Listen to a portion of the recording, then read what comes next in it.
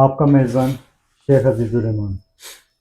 ठीक। कश्मीर स्पेशल में आज हमारे मेहमान माहिर कानून सुप्रीम कोर्ट ऑफ पाकिस्तान, साबका जज लाहौर हाई कोर्ट,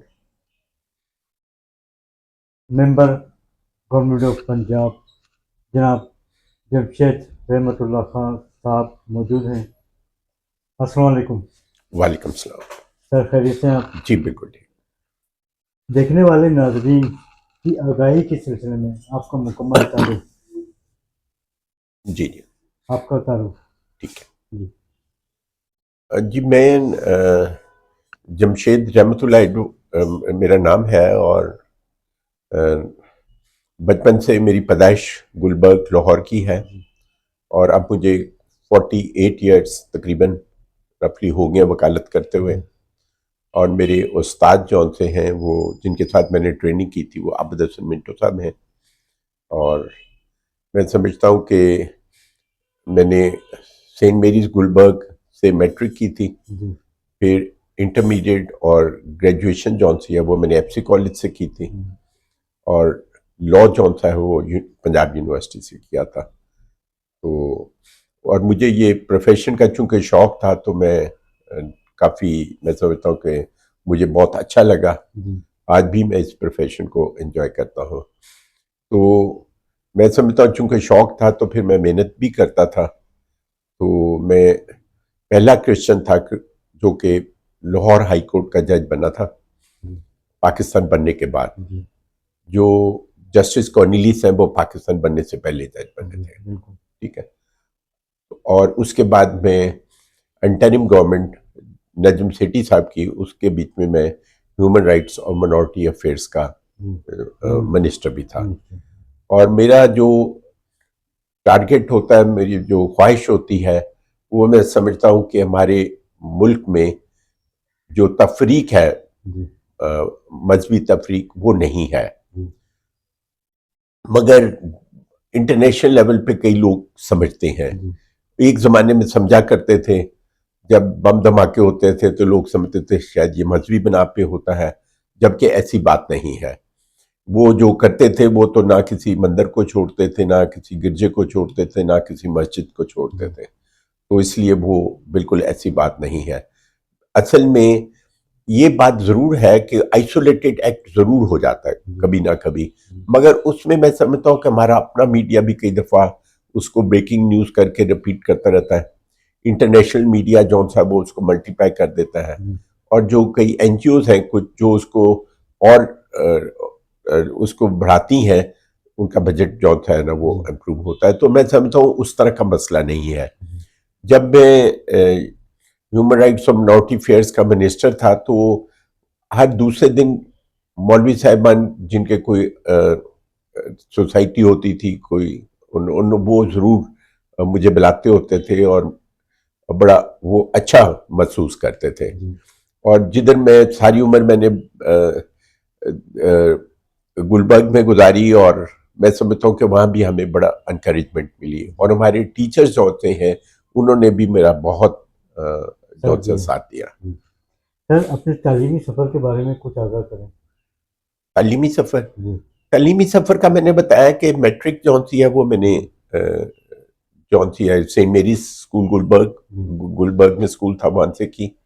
फिर घर के करीबी एफसी कॉलेज था वो वहाँ से किया इंटरमीडिएट और एफए और बीए ग्रेजुएशन और उधर से की। और फिर उसके बाद मैंने एलएलबी जौन सा वो पंजाब यूनिवर्सिटी से किया। सर, इस्लाम में तालीम और तरबियत की बड़ी अहमियत हासिल है।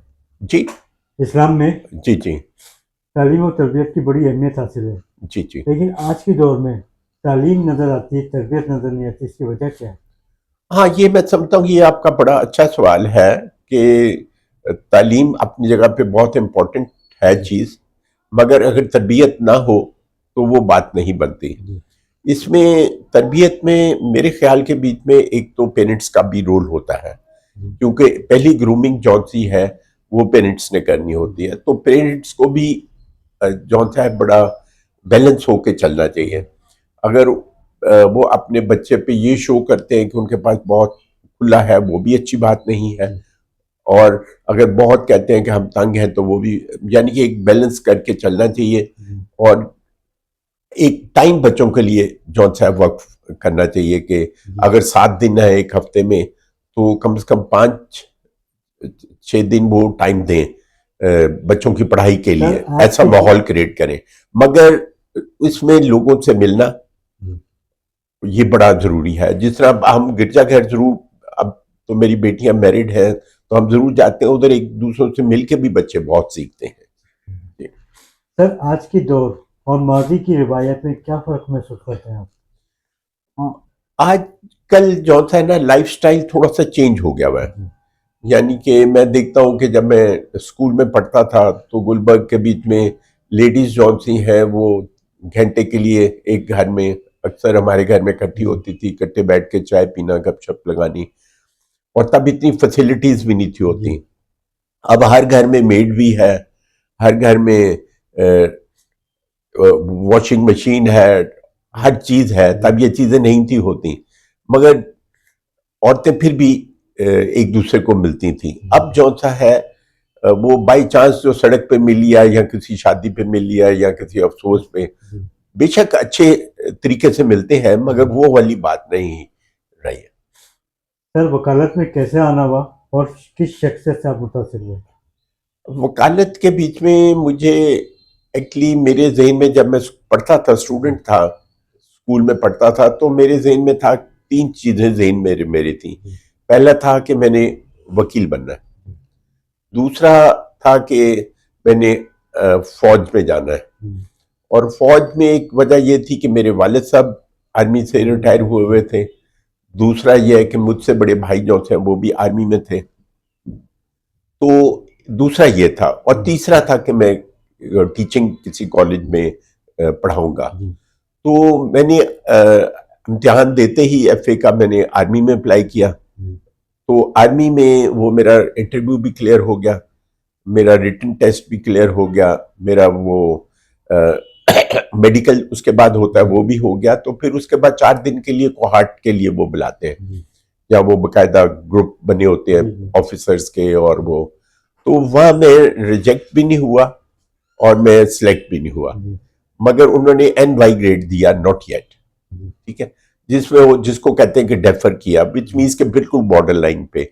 और वो जो ISSB की जो एक वो होता है वो भी ज़ाया नहीं जाता, आपको फिर से चांस मिलता है। सर तो आप एक सबका जज हैं और लाहौर हाई कोर्ट में आपकी खिदमत काबिल तारीफ है। जी, आपकी जजमेंट बोलते थे, आजकल के जज साहबान के जजमेंट नहीं बोलते, वो मीडिया पर आकर बात करते हैं, इसकी वजह क्या है? जजमेंट कौन सी है, मैं समझता हूँ कि एक जज को अब पब्लिक में बैठना या वो जरा अवॉइड करना चाहिए। अखबारों में जो खबरें आती हैं, तस्वीरें आती हैं, मुझे ये इतना, मैं समझता हूँ कि मुनासिब नहीं है। ये है कि बतौर इंसान ये नहीं कि बिल्कुल आइसोलेट हो जाए, और वो एक बड़ा बैलेंस होके चले। और पब्लिक रिलेशनिंग जो सी है ना, जितनी भी कम से कम हो सके वो करे, वो बड़ा जरूरी है। और एक मैं वाकया बताता हूँ, जब मैं नया नया वकालत में आया तो एक बड़े सीनियर एडवोकेट थे, वो हाई कोर्ट के कोई एग्जेक्टिव मेंबर थे या थे। तो उन्होंने मुझे एक वाकया सुनाया कि एक वक्त में जस्टिस कॉर्नेलियस जो थे, वो चीफ जस्टिस थे लाहौर हाई कोर्ट के। तो कोई प्रोग्राम था जिसपे अयूब खान भी आए हुए थे, और कहते हैं कि अयूब खान और जस्टिस कॉर्नेलियस इकट्ठे बैठे हुए थे। तो तब उस प्रेस फोटोग्राफर ही तस्वीरें खींचते थे, ये टीवी चैनल्स वगैरह तो नहीं थे होते। तो कहते हैं उन्होंने मुझे इशारा किया, उन्होंने कहा कि ये प्रेस वाला फोटोग्राफर तस्वीर खींचने लगा मेरी और अयूब खान की, हम इकट्ठे बैठे हुए, तो उसको मना कर दो, क्योंकि जुडिशरी की और एग्जेक्टिव की इकट्ठे नहीं होना चाहिए। और मैं समझता हूँ कि ये एक बहुत बड़ा एक है। और फिर 5 मिनट बैठे हैं तो उसके बाद वो चले गए, उन्होंने नहीं वेट किया कि अयूब खान बैठे हुए हैं तो मैं बैठा रहूं। तो इस मामले में माजी से जी लेकर मौजूदा वक्त तक सियासतदान और पाकिस्तान की एजेंसियां अदलिया के कामों में रुकावट डालती चली आई हैं। जी जी। आप जज रह चुके हैं लाहौर हाई कोर्ट के, क्या ऐसे मौके आपको भी देखने को मिले? नहीं, मुझे तो ऐसा नहीं फेस करना पड़ा। हमारे टाइम में तो ऐसा इस तरह नहीं था जी, और मैं सोचता हूँ कि बड़ा अच्छा वक्त गुजरा जी, और इस तरह की प्रॉब्लम्स नहीं आई। मगर अब जो सा है काफ़ी तब्दीली लगती है अखबारों में, चैनल्स पे जी। जो खबरें मैं समझता हूँ कि नहीं होनी चाहिए और ना ही बहुत अच्छी बात। जजेस को इसमें इन्वॉल्व होना चाहिए। सर, वो आप प्रोफेशनल वकील हैं जी और जी जज भी अपनी खिदमत अंजाम दे चुके हैं। एक प्रोफेशनल वकील अपने क्लाइंट के मुकदमे के मौके पर अदालतों में तहकीक और मुताले के तहत पेश होते हैं, जी। लेकिन आजकल के वकला में ऐसी तरबियत नहीं पाई जाती। इसकी वजह क्या है? इसकी वजह जौन सी है ना, पहले जौन सा है जब हम वकालत में आए थे तो जी। पहली बात तो ये है कि हम जब किसी सीनियर के साथ हमने ट्रेनिंग करनी होती थी तो हम ये देखते थे कि हम किससे सीखेंगे। ठीक है। बिल्कुल। मगर अब जो लॉयर्स हैं वो अक्सरियत यंग स्टॉक वो देखता है कि मैं कौन से चैम्बर्स में जी, जाऊंगा जिधर मुझे पैसे मिलेंगे। जी, तो हमारे टाइम में ये कंसिडरेशन नहीं थी होती। जी, तो ये भी मैं समझता हूँ कि जो लोग करते थे बड़े शौक से करते थे जी, और अगर उनको साइकिल पे जाना पड़े, उनको पैदल जाना पड़े तो वो चले जाते थे। वो इस तरह की कोई किसी किस्म की जी, एम्बेरसमेंट नहीं थे फील करते। मुझे मिंटो साहब का वक्त एक याद है कि मैंने जब स्कूटर लिया तो मिंटो साहब मुझे औरिगा सिनेमा के सामने, मेरा घर करीब था उधर से, तो ड्रॉप कर देते होते थे। तो एक दिन उनकी गाड़ी खराब थी, मैंने स्कूटर ले लिया हुआ था, तो मुझे कहते हैं यार आज आपने मुझे, उनका मॉल्टन घर था, मुझे ड्रॉप करना है क्योंकि मेरी गाड़ी उधर है।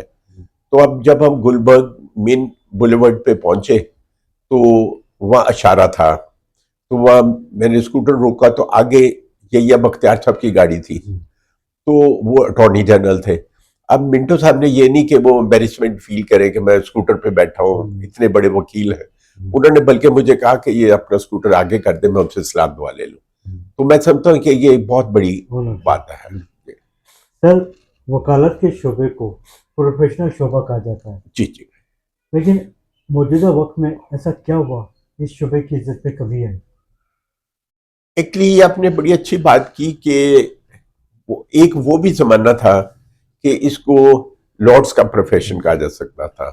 और जो हम गाउन पहनते हैं जब हाई कोर्ट में पेश होते हैं तो उसके पीछे एक पॉकेट बनी हुई है जी, बिल्कुल। और वो होता था कि वकील ने पैसे जौन से क्लाइंट हैं से नहीं क्लाइंट मांगनी। से नहीं मांगने, वो जितना उसमें डाल देगा जी, वो ठीक है। जी, तो मैं समझता हूँ कि आज भी जो लोग अफोर्ड नहीं कर सकते, कोई प्रॉब्लम नजर आ रही है, आप जी, समझते हैं तो उसमें फीस पे नहीं जी, करना चाहिए। अगर उसका केस अच्छा है तो जरूर उसकी मदद करनी चाहिए और जी, करना चाहिए। मैं समझता हूँ ये बहुत जरूरी है वकील के लिए। और वकील एक इतना अच्छा प्रोफेशन है कि अब मैं समझता हूँ कि हर घर के बीच में एक लॉयर का होना बहुत जरूरी है और एक डॉक्टर का होना बहुत जरूरी है, क्योंकि ये दोनों वो प्रोफेशंस हैं जिसमें कि जो कि अपने रिलेटिव्स के लिए, अपनी फैमिली के लिए हेल्पफुल साबित जी, हो सकता है।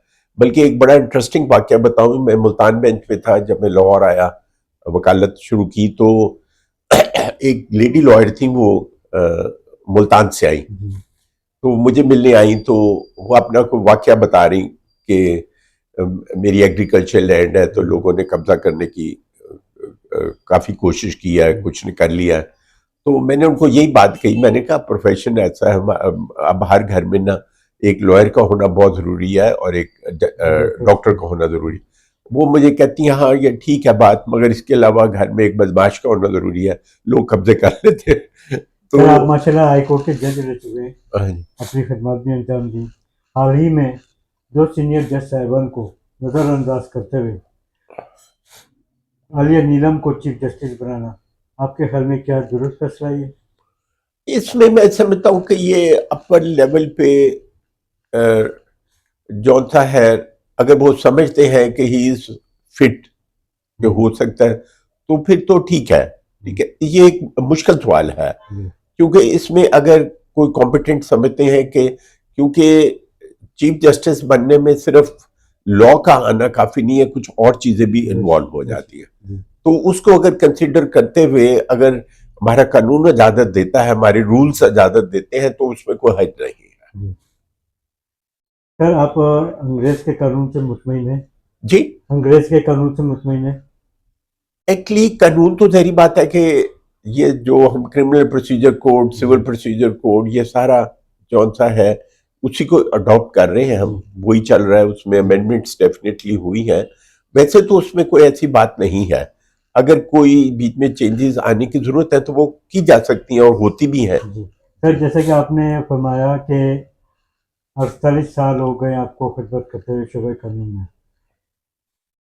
सबसे ज़्यादा प्रैक्टिस किस मुकदमा पे रही आपकी? मेरी ज्यादातर सिविल साइड पे, सिविल साइड पे। सिविल साइड पे रही। सर, आपके ख्याल में 26वीं आईनी तरमीम कैसे पास हुई? ये तो इसमें मैं कमेंट करना बड़ा मुश्किल है कि कैसे पास हुई।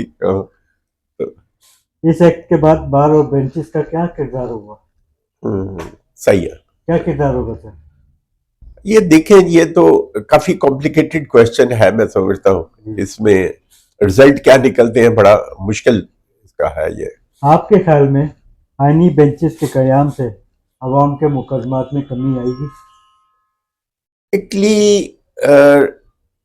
इस पे डेफिनेटली कोर्ट्स को जो है ना, और जो हायर लेवल पे जुडिशरी है, उनको जरूर सोचना चाहिए कि इतने पेंडिंग केसेस होते हैं, जजेस की तादाद तो मैं समझता हूँ बढ़नी चाहिए मेरे ख्याल में, और क्योंकि केसेस बहुत ज्यादा हो जाते हैं, मैनेज करना मुश्किल हो जाता है। सर, आपके ख्याल में इन अदालतों में ज़रिए इल्तवा केसेस कैसे निपटाए जाएं?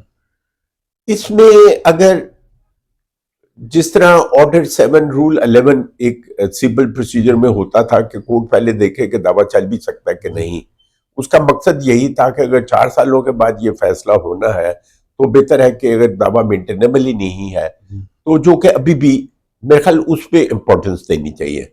अगर कोर्ट कन्विंस है तो फिर प्रोसीजर पूरे को अडॉप्ट करने के 7-11 पे ही फैसला कर ले। सर, हाल ही में फैसला हुआ है पार्लियामेंट में कि जी सुप्रीम कोर्ट की जज साहिबान की तादाद बढ़ाई जाए, 16 से बढ़ाकर 34 कर दी गई है। जी जी। तो सूबाई अदालतों की जज साहिबान की तादाद कौन बढ़ाएगा? ये भी उसी जो प्रोविंशियल लेवल पे जो सा है वो होना चाहिए, बिल्कुल बढ़नी चाहिए, क्योंकि इधर भी केसेस अभी तो मैं समझता हूँ कि लाहौर में जो ऑलरेडी सीट्स हैं वो भी खाली पड़ी हुई हैं काफी। आपकी नजर में जेलों के क्या हालात हैं? किनके? जेलों के। जेल जेल जेल जो है, जेल खाना जात। अच्छा अच्छा। हाँ, जेल खाना जात में जब मैं इंटरिम कॉस्ट कैबिनेट में नजम सेठी वाली हुकूमत में मैं मिनिस्टर था, तो मैंने लाहौर में दोनों जेलों में मैंने विजिट भी किया। तो उसमें एक बाकायदा ऑफिस बना हुआ था जहाँ वो कहते थे कि साइकाइट्रिस्ट और जो सा है साइकोलॉजिस्ट जो सा है ये होना चाहिए उधर, तो मगर था कोई नहीं। उनके रूल्स के मुताबिक तो था मगर प्रैक्टिकली नहीं था। वो मैंने काफ़ी एफर्ट किया, मैंने कहा ये होना चाहिए, क्योंकि जो जेल में जाते हैं, जेल में अगर इंसान कोई चोर है और वो और बड़ा चोर बन के निकलता है तो वो अच्छी बात नहीं है। अगर उसकी ट्रेनिंग होती है और वो बेहतर होकर निकलता है तो वो ज़्यादा अच्छी बात है। सर, कैदियों को कारामद बनाने की, शहरी बनाने के लिए ऐसे कौन से ठोस इकदाम करने चाहिए? हाँ, मेरा ख्याल है कि हमारे जो एक तो उनकी क्लासेस उधर होनी चाहिए, बच्चों को जो यंग स्टॉक है उनको गाइड करना चाहिए, उनको गाइड करें और बाकायदा लेक्चर्स हो। और ये ऐसी चीजें हैं कि जब ज़हनी तौर पे इंसान किसी को कन्विंस कर लेते हैं तो अच्छे रास्ते पे आ भी जाता है। ये नहीं है कि जो बुरे रास्ते पे है वो अच्छे नहीं, जब अच्छे रास्ते वाला बुरे पे चले जाता है तो बुरे रास्ते वाला अच्छे रास्ते पे भी आ जाता है। तो उनको प्रॉपर्ली गाइड किया जाए, उनको बता। ये आपका बड़ा अच्छा सवाल है कि काफी ट्रेनिंग जो से है वो जेल में काफी लोगों को आप ट्रेन कर सकते हैं कि अच्छे रास्ते पे आ जाए। जिस तरह मजहब हमें कितनी अच्छी चीजें सिखाता है, कोई मजहब भी हो, अगर उनको उस तरफ लेके आए, उनको गाइड करें, उनको कहें कि भाई ये आपके लिए फायदेमंद है, आपके पेरेंट्स के लिए, आपके खानदान के लिए, आप इस तरह की जिंदगी गुजारें। तो कई दफा ऐसे केसेस होते हैं कि बड़ी अच्छी फैमिलीज के बच्चे, सिर्फ उसका दोस्त कोई एक खराब निकला तो उसने भी वो रास्ता अख्तियार कर लिया। अगर कोई नशा करता है नशा नहीं करता तो अगर 10 दोस्त हैं बीच में से एक करता तो हो सकता है एक दो वो भी उसके पीछे चल जाए। तो ये चीजें गाइड करनी चाहिए। कश्मीर पे बात करते हैं सर। हाँ जी। आपके ख्याल में पाक फौज की कुर्बानियों के साथ कश्मीरी मुजाहिदीन की अजीम कुर्बानियां रंग लाएंगी? हाँ बिल्कुल, मैं समझता हूँ कि फौज ने तो इसमें काफी सेक्रीफाइस किया और मगर ये है कि जो था हमारा पड़ोस में है वो उसका जो था तरीक़ाकार है और वो जो है वो बड़ा डिस्करेजिंग है। यानी कि आज अगर हमारे लीडर साहिबान कहते हैं कि जी हमें सुलह सफाई से रहना चाहिए, अच्छे तरीके से रहना चाहिए, तो मैं समझता हूँ कि हमारे लीडर साहिबान का वो अच्छा वो नुक्ता नजर है। मगर दूसरी साइड से हम कोई अच्छी एक्सपेक्टेशंस देखते नहीं है इस वक्त के साथ साथ। सर आपके ख्याल में कश्मीरियों को हक खुर्दराजियत कौन दे? 27 अक्टूबर 1947 से इंडिया ने हक से महरूम कर दिया कश्मीरियों को। बिल्कुल, पाकिस्तान खामोश तमाशाई बनी हुई है। इस सिलसिले में आप क्या कहेंगे? इसमें मेरे ख्याल हमें कभी भी हिम्मत नहीं हारनी चाहिए, चाहे उम्मीद कम भी हो जाए तो हमें कोशिश करते रहना चाहिए, खुदा बेहतर रिजल्ट सर कोशिशों में तो 77 साल हाँ बिल्कुल गुजर गए, मगर फिर भी मैं समझता हूँ गिव अप नहीं करना चाहिए हमें। और उन वो शायद वो लोग भी कभी इकट्ठे हो जाए, कभी बेहतर हो जाए, हमारी तरफ से भी सपोर्ट डेफिनेटली मिलेगी तो रिजल्ट निकल सकता है। सर कश्मीर और फलस्तीन की आज़ादी के सिलसिले में हुकूमत वक्त को कोई पैगाम देना चाहेंगे आप? मैं तो समझता हूँ कि हर मुल्क, हर हुकूमत को ये कोशिश करनी चाहिए कि अच्छे तरीके से रहें, ना अपना नुकसान करवाएं ना अगले का नुकसान करें, और फिर अवाम भी जो लोग रह रहे हैं वो भी तरक्की करें, वो भी अच्छे रास्ते पे जाएं। आपस में लड़ाई झगड़ा जो सा है वो अगर दो ममालिक में बहुत लड़ाई झगड़ा है तो बहुत ज़्यादा नुकसान भी है उसका। सर कश्मीरियों को आप हमारे कश्मीर स्पेशल के हवाले से कोई पैगाम देना चाहेंगे? मैं तो समझता हूँ कि क्योंकि कानूनी नुक्ता नज़र से और हमारा हिस्ट्री के हवाले से तो कश्मीर जो सा है वो पाकिस्तान का हिस्सा होना चाहिए था। तो आज भी हम उनके साथ हैं। मैं समझता हूँ कि वो इस चीज़ को भूलें ना, हमारी बहुत कुर्बानियाँ हुई हैं, बल्कि मैं समझता हूँ कि उसकी वजह से हमारी कई लड़ाई झगड़े दोनों ममालिक में बढ़े हैं, और उनको ये रियलाइज करना चाहिए कि हमें उस वजह से इकोनॉमिक नुकसान भी बहुत पहुंचा है कि हमें हमारा इस साइड पे काफ़ी अखराजात हो जाते हैं। तो इसलिए वो भी इस चीज़ का एहसास करें कि हम उनके साथ हैं, और वो भी यानी कि अपना जो सा है तरीक़ाकार अपनी ज़िंदगी इस तरीके से गुजारें कि कल को कोई अच्छे रिजल्ट्स निकल आए।